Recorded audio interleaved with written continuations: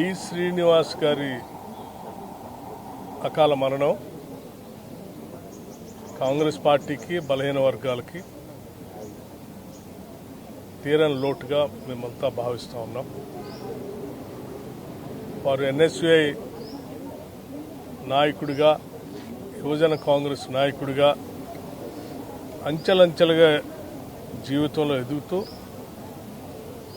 ఆనాటి పెద్దలు రాజారాం గారి శిష్యుడిగా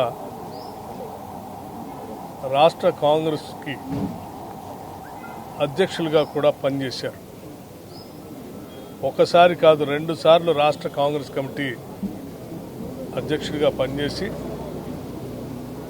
వారి అధ్యక్షుల సారథ్యంలో 2 సార్లు కాంగ్రెస్ పార్టీని అధికారంలోకి తీసుకొని రావడానికి పెద్ద ఎత్తున కృషి చేశారు.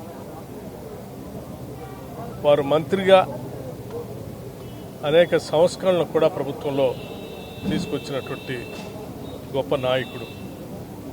వారి మరణం తీరని లోటు.